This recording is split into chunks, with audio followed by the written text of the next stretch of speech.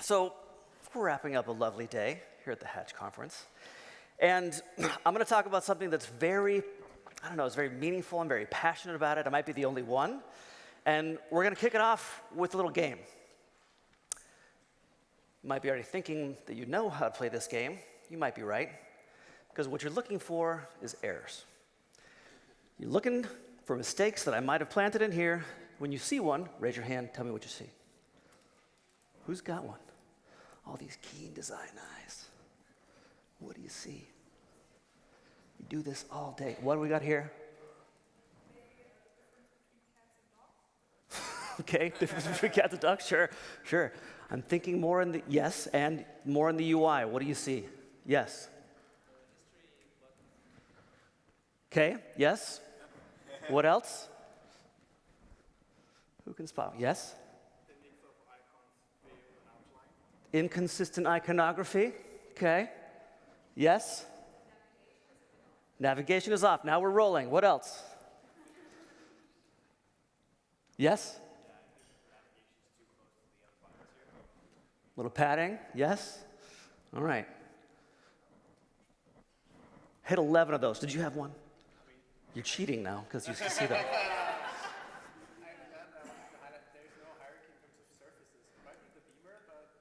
It's a little washed out, but still you can see that we got iconography, we got spacing, we've got all kinds of alignment. These buttons were two different sizes. This is what we do all day. We're really good at this. We're really good at seeing each of these individual pixels. So when I show this, it's a little bit better. We see, okay, these are fixed, we're relaxing. When I show this, oh, looks amazing. It soothes our design minds. Clean and smooth design process, expanding with concepts, focusing ideas, looks amazing. But for real, this is what the design process is like. It's not actually how it goes down. The requirements change, we get bad feedback, we get late feedback, we get vague feedback, or my personal favorite is when you get feedback from the CEO's dog walker's best friend who thinks that the design sucks. And all of you are laughing, I know this has happened to you. And we don't know why. And yet this is our response. We think to ourselves, this is fine. This is what being a designer means. We will throw a fit about familial iconography. We'll ride in the streets about inconsistent corner radius. But we let bad process happen to us every day. And I believe it's contributing significantly to designers and researchers burning out. This was a recent study that was on the Lenny podcast. And we won the worst prize. And you see designers and researchers, probably growth design is mixed in there. And these are designers who are feeling very or completely burnt out. And the thing is, I think designers are a resilient bunch. We watch our creative ideas die in sad conference rooms with poorly calibrated monitors every day. And we keep coming back for more. But my hypothesis for what hurts the most, what makes us want to cry in the fetal position in the shower, is that we have replaced the joy of making with the thrash and toil of bad process. So what I want to talk about is an underdeveloped skill in our discipline, the craft of process design. I'm going to share a little bit about what I'm currently wrestling with, some tips, maybe learn from all of you as well. So I've been in this role supporting Grammarly for a year and a half. And when I took the job, I knew that Grammarly was a product that had a very simple, valuable offering. It was a solid product with a good reputation for trust. What I didn't know is just how complex the business really is.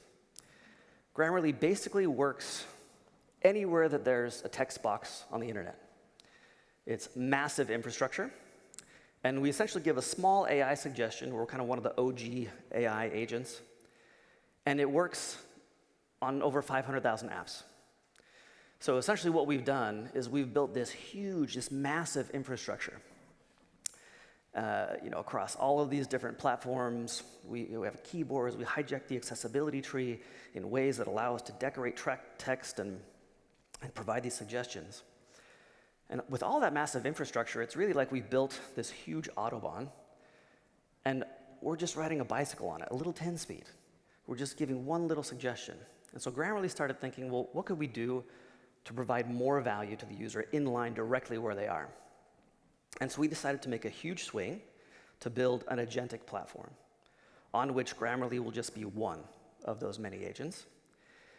And we set out to build the first truly native, AI-native productivity suite. So we purchased Coda. It's an all-in-one workspace that's got docs and wikis and databases and more. We bought Superhuman, which is the most productive email app ever made. And so, needless to say, we are taking a big swing. This is a massive transformation as a business. But as I gathered up observations and insights from my own listening tour with the designers, it was really clear that they felt like they had no voice in the business.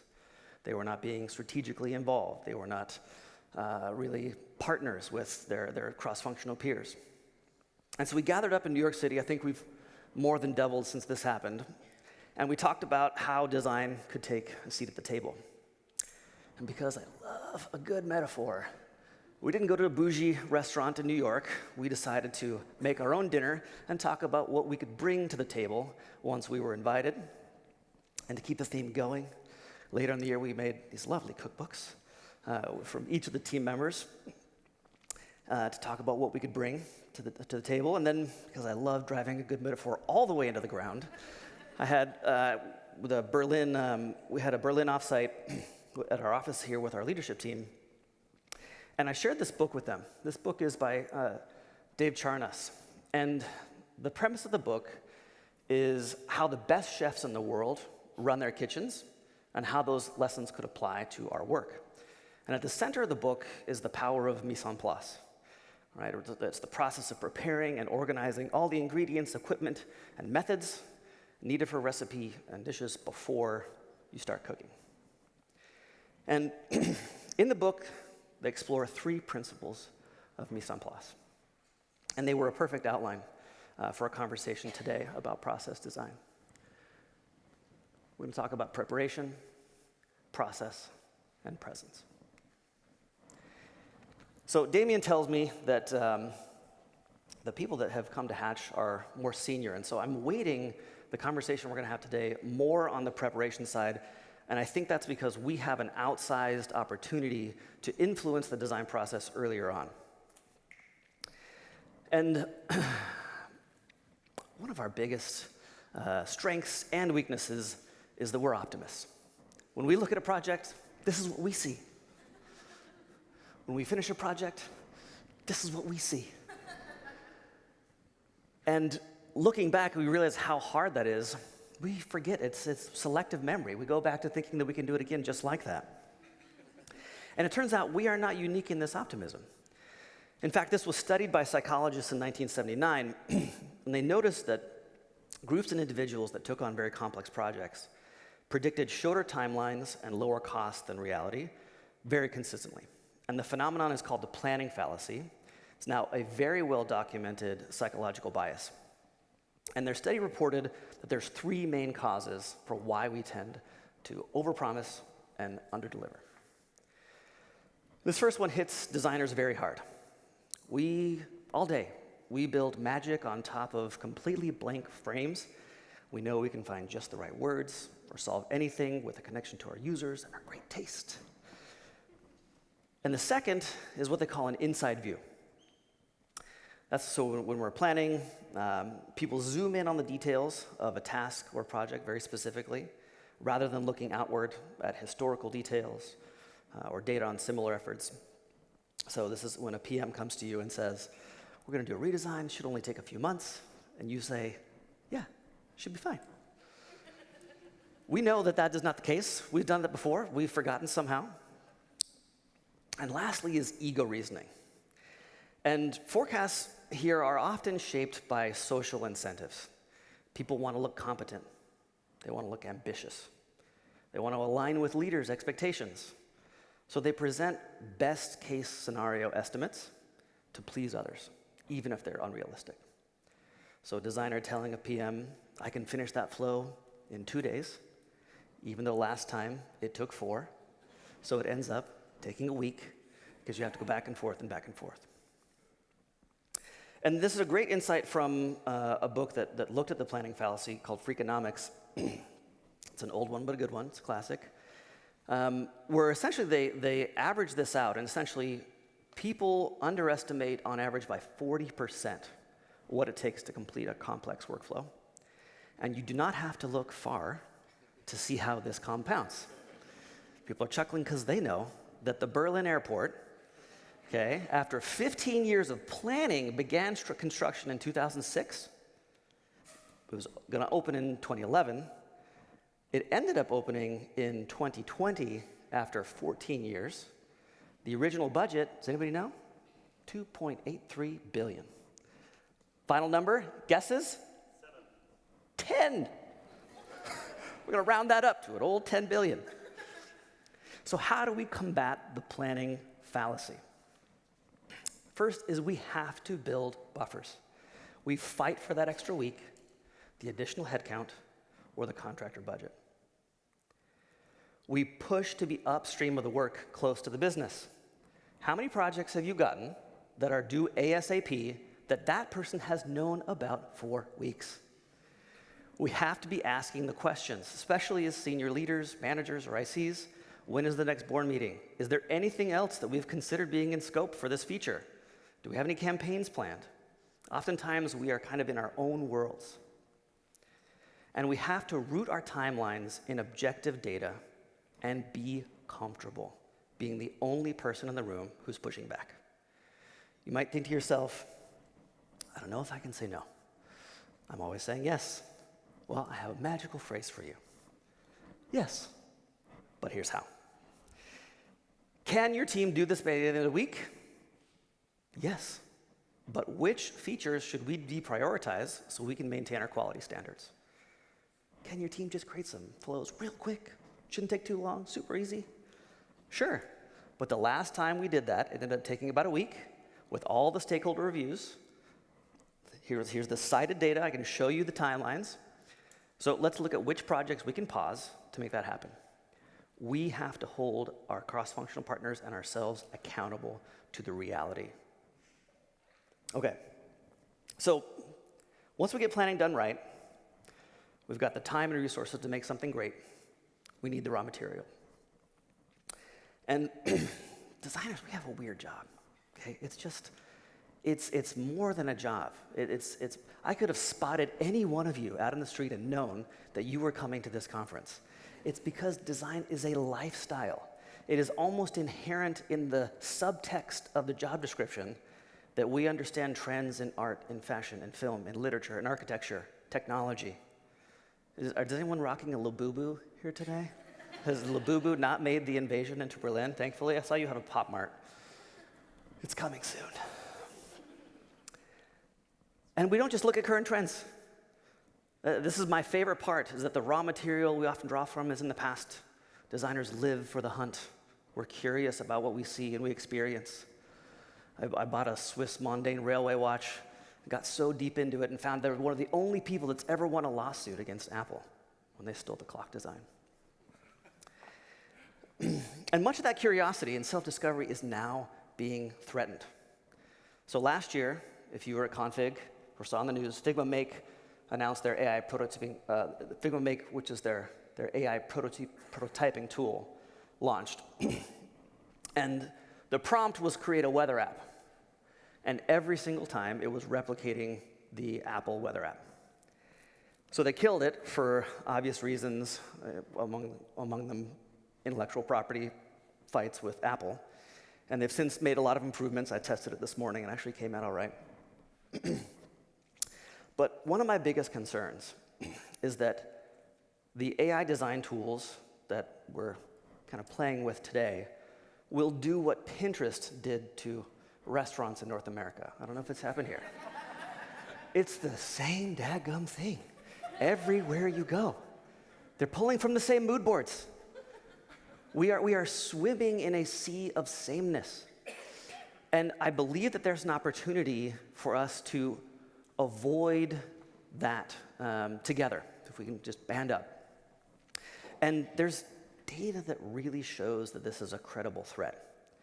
So they recently did a study, it was this summer, where they divided 54 subjects, 18 to 39-year-olds. It was in the Boston area. They had them write essays. There were 3 groups. One used OpenAI's ChatGPT, another just Google search, and the third was nothing at all. They had them continue to write essays throughout the course of the study, and then they used an EEG recording to monitor brain activity at 32 different regions of the brain. And as you could guess, ChatGPT users had the lowest brain engagement of all, consistently underperforming at neural, linguistic, and behavioral levels across all factors. So essentially what happened is, over the course of several months, ChatGPT users got lazier with each subsequent essay, often resorting to copy and pasting the entire thing by the end of the study. And as you can imagine, this is a big topic of discussion for us at Grammarly. And what we're trying to build into our product is a tool that makes you better for having used it. That was always inherent. We were always showing you spelled that word wrong again, and here's how you spell it right. And we're trying to bake that into the DNA of what we're building. And it's true that it will affect kind of the raw materials and the research that we do to feed into our designs. And so after we have all those ingredients, it's not enough just to put them on the table. We have to pull them all together. Last year, we put together a North Star vision. And you already know I love a good metaphor, and I'm a huge design fan of the Rivian R3. And so we put together a little kind of wayfinding about where we were on our journey as a company, and put together kind of a package, a website for the company to see where we were headed. This is what a head chef would do. They would plan the main dish. They would show it to the other sous chefs. They would show them how it's going to be made, give them the vision, even though it might change some in execution. And it provided a lot of value for us. So I want to jump next into process. And I want to be very honest, very real. Talking about process is so boring. It is obvious, okay? We know if you eat right, and you exercise, and you go to sleep on time, you're going to be fit. It's going to be great. We also know that if you have good layer naming and folder structure and daisies and good project documentation, things will go pretty smoothly. But somehow we all need a reminder of this. And so I'm just going to share a couple of my favorite practices, see if they're useful for you. A few months ago, the entire EPD leadership team got together here in Berlin, and for a full day, all of our leadership team went through every single step of every single flow for an upcoming launch. We call these billboard to button reviews. And the goal is to make sure that every single part of the user journey is represented when looking at a flow. This is a practice that I took from my 8 years at a company called Dropbox. We had a rebrand that was really bold, it was really expressive, and so all of our marketing was super creative, really aspirational. By the time you got into the product, the website was pretty dialed back, but then by the time you got into the product was simple, it was easy to use, but it had nothing to do with the outside advertising. And this is pretty common, especially in places you might experience where the product design org is separate from the marketing design org, and they just eventually diverge. And so as we implemented this practice, reviewing work end-to-end completely, we dialed back the brand a little bit, we dialed up the expression of the brand in the product, and we saw things to be more harmonious, more familial. So at Grammarly, when we do these billboard to button reviews, we ensure that we're getting the full picture of how users will experience the product. And I think one of the things that has surprised me is just the level of tailoring opportunity that we have. You see, like right in the middle is the YouTube ad. Right? So when we set up these reviews, it is full tip to tail. And we sometimes go into, one review that we did went even into kind of like the customer service flow. And in the book that I mentioned, Work Clean, the author introduced a concept that is something that I'm trying to do. I'm working on it right now. Admittedly, not my best at the moment. And it's the mise point. So the concept of a mise point is essentially the maximum number of tasks or projects that you can manage before you start to compromise on the quality of your work or the quality of your life. And I want to call out here that not everyone has the same mise point. Some people are like marathoners. They can work deep, They can solve complex problems. Others are like sprinters. They need to stay busy and move around into different projects. They need that diversity. And not all projects are created equal. So it's really important to find the right balance. And we use this kind of 2x2 to help our team plan, or help for me at least, plan for the work ahead and get the right people and resources. So, here on very deep work and large scope, we're in the kind of strategic zone. At the bottom left, we're in the pure execution zone. And this is an important kind of 2x2 because you don't want to have everything up and to the right. We have a lot of coordination work. We have a lot of kind of fine detail work that we need with precision. And you want a balance of each, and you want to find kind of your working type and your working capacity and to do it for your team. And I have a philosophy about this, and it says there's no such thing as the wrong size team, no such thing as the wrong size scope. There is only the wrong combination of the two. And so this couch is fine. This room is fine. Don't put them together. It's a bad idea. But this is what we do. We put teams in a position, and this is what it feels like in your brain when you're going through these projects. So when you understand your own goals, your own capacity, you go from providing the best available resource to the best possible resource. And there's actually a huge difference. It makes a huge difference to career progression, retention, and so on. And one of the biggest conflicts that happens at any scale is creating the right division of labor for projects. This is the kind of brigade strategy within a kitchen. And right now at Grammarly, I checked the org chart this morning, we have 20 different disciplines. And this is not something that every company is going to have, but these specialties, these sub-disciplines, are critical to what we do.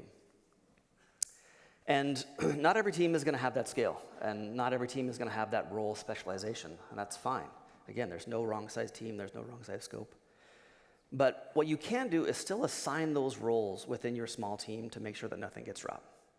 And being really clear and explicit about who's taking on those roles. So you don't have a content designer, who's going to take that on? You don't have a researcher, who's going to do that? You don't have a quantitative researcher, who's going to do that? Calling those out is also a great way to advocate for additional resources, saying, hey, I'm doing the job of 5 people. I guarantee there's someone in here who's doing the job of all 20 of those people. Say a little prayer for you. Hope you're all right. And one of the most important things about having that clear division of labor is making sure that we empathize with other roles. So a while back, actually, when I first started at Grammarly, we had a coach come in, and among the leadership team, we had representatives from all the different functions, and we went to a circle of chairs, and on the chair was the label of the function, so design, engineering, product management. And we sat in our respective seats, and we were given a prompt that we were going to talk about the biggest challenges that we were facing as a business, and they wanted us to represent our function. And then they asked us to get up and change seats. It was like a game of musical chairs. And it was fascinating because you got to put yourself in the shoes of these other people. So I was ranting about, I think I was ranting to the finance team about more strategic investments and other things. But I got to watch a PM opine about how the tension between engineering or the lack of fidelity in the PRD and the fluency in which he was able to channel design was really phenomenal to see. And when he came back to me and we talked about it, he's like, I had never really thought about these problems before in that way. And so just a simple exercise like that can really drive empathy and understanding in each of these different roles. Okay, we're gonna talk a little bit about presence. This is one that I think for me is really, when it comes down to it, it is about focus. And it doesn't matter whether you're a manager or an individual contributor on the team. And this is a 2x2 that I actually stole from my wife, who's reading a parenting book, it turns out. Works pretty good. So it shows different ways that we can show up, that we can have presence within our teams based on the different levels of expectations and the level of support that we provide. So the empowering leader or manager coaches actively, sets clear goals, holds people accountable, and invests in their growth. When that happens, people are confident, they're engaged, they take ownership and grow steadily, and they collaborate well. The authoritarian leader, command and control, sets very strict goals, micromanages, provides little feedback or empathy. When that happens, you get high output in the short term. But team members feel stressed, they're undervalued, maybe they're fearful, they stop taking risks, and they eventually burn out. Low morale, lack of creativity, worse output. The permissive manager, I have to say that this is more common among design leaders. We are empaths in a lot of ways. They're friendly, they're empathetic, but they avoid conflict. They're reluctant to enforce accountability. When that happens, reports can feel cared for, but stagnate. They underperform. They lack discipline or real, any excellence. And then on disengaged. This is where we have very low expectations and we have very low support. I don't need to explain this one. It's the worst, and you've all had that manager. I know it. Okay. So how we support our design teams starts with how we balance our time. So just as every good design needs the right layout, with the right padding, and the right hierarchy, to your point earlier, our calendars also need this balance. I'm really working on this one. It's hard, but we need, Candace is laughing, she does my calendar. She knows. Okay, so we can be more present with our teams, and we can strike a balance in our days for more deep work and coordination. And to me, I think that presence comes down to being intentional with our time and creativity. And I believe that designers are inherently good at this. Okay? I often joke, I ask people, what do designers, toddlers, and the band Backstreet Boys have in common? Does anyone know the answer to this? Yes! They can't stop asking why. Okay?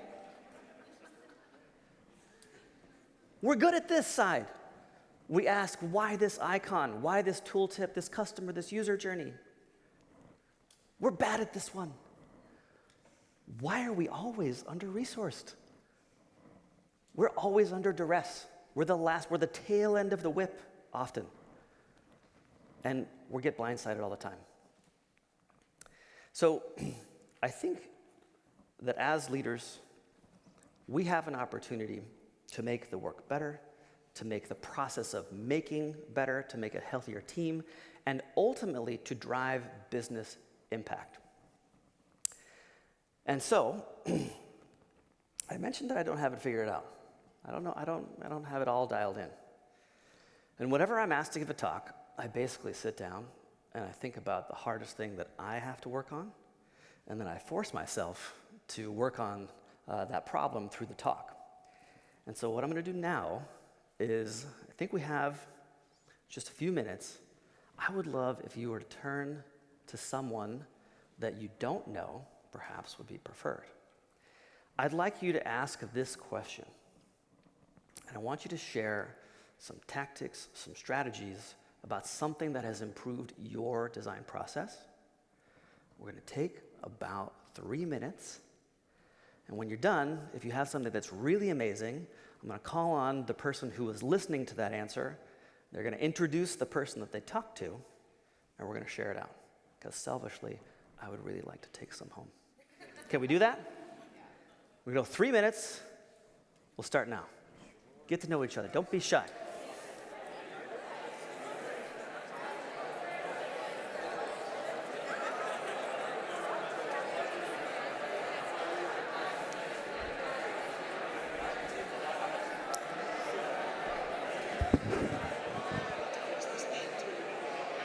It's supposed to be around 5:15. Perfect. Yeah, it's fine. This is more.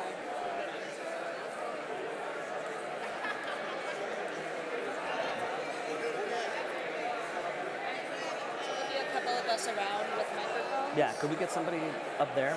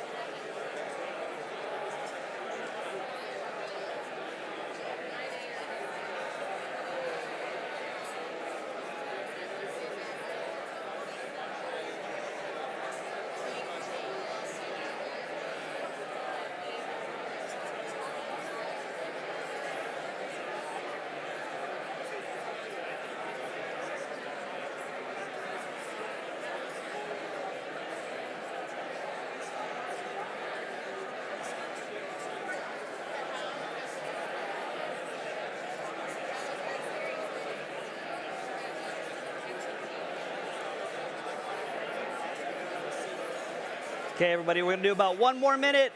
1 more minute.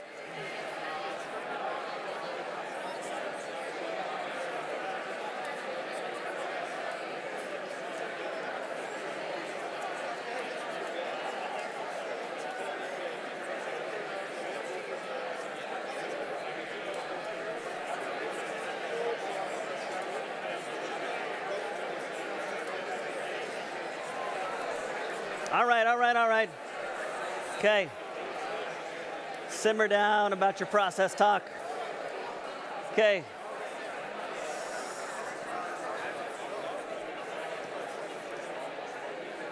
All right. Okay. What I'd like is I'd like you to introduce the person that had a brilliant idea, and maybe their name, where they're at, and I'd love to hear about it. Who is our first volunteer/victim? Who heard something that they think they could use, or that we could use? We got microphones anywhere you want to go. Don't be shy. Who's got one? Right there. Please stand up. If you could both stand up. Maybe introduce the person that you met. Share what they got. I'm absolutely rubbish at names, so is this working? Yeah. So to be honest, cheered. Yeah. Cheered. That's what the badges are for. There you go. And You're Collin. Colin. Actually, I raised it because we both kind of had a similar thing, which is about discussing with people, listening to people, and because as a UX designer, it's ultimately about users, and I find talking to and listening to everybody, including developers, testers, engineers, backend developers, product owners, stakeholders, everybody, as part of the design process really helps me nail down exactly what we're trying to get to. I mean, of course, end users as well, but because you have different stakeholders involved in the whole process, I think this whole discussing thing and listening to people is critical. I love that. Thank you so much. A little round of hand to these guys. It's such an it's a compelling idea that the people within our own company are in a way a user, because it's not just the end output that we deliver, it is the process that we deliver also. And so in many ways, they're a type of user. Who's got another one? I'm not leaving here without 3. I am very comfortable in awkward silence. Yeah, go ahead.